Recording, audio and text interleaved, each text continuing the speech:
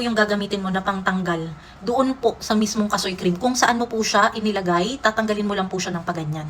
Pag naglagay na paano mo tatanggalin yung nilagay mo para di kumalat? Yan yung katanungan niya regarding dito kay Nature's Miracle Kasoy Cream. Pag bumili pala kayo nito, meron na din siya kasamang instruction. So make sure basahin nyo mabuti para hindi kayo malito kung paano nga ba gamitin itong kasoy cream. And kung meron kayong mga Milia, skin tag, swarts at malalaking kulugo, pwedeng nyo yung gamitan itong kasoy cream. So ito mare, sample application lang ha. Pakita ko sa iyo kung paano ko siya ginamit. Ito din kasing kasoy cream yung ginamit ko pantanggal sa mga Milia ko. So meron kasamang toothpick yan. Huwag mo itatapon kasi ito yung gagamitin mo as applicator. So ang amoy po ng kasoy cream, amoy mint po ito ha. Kuha ka lang konting kasoy cream mare and then ilagay mo siya dun sa part na gusto mong tanggalin. Kung saang area lang kayo merong mga warts, Milia, dun nyo lang po siya ilalagay.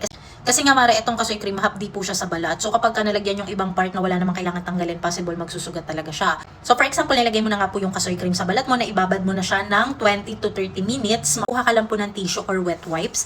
And then ito po yung gagamitin mo na pangtanggal doon po sa mismong kasoy cream. Kung saan mo po siya inilagay, tatanggalin mo lang po siya ng paganyan.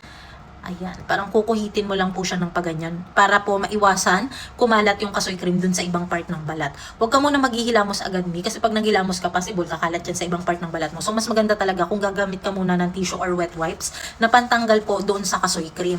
And then kapag nakita mo po na tuluyan na natanggal yung mga warts, Milia, or malalaking kulugo, pwede mo na pong i-stop yung paggamit ng kasoy cream. Pero kapag nakita mo na nandyan pa po yan sa balat mo, continuous mo lang po yan a-applyan itong kasoy cream. Yun nga lang mare, hapdi po sa balat. Pero tolerable naman po yung hapdi feels niya. So, ganun lang naman siya kadaling gamitin. Kaya ikaw, mare, kung hanggang ngayon problem mo pa rin yung Milia, skin tag, swarts, malalaking kulugon, ako dahil try mo na din yung gamitan itong kasoy cream.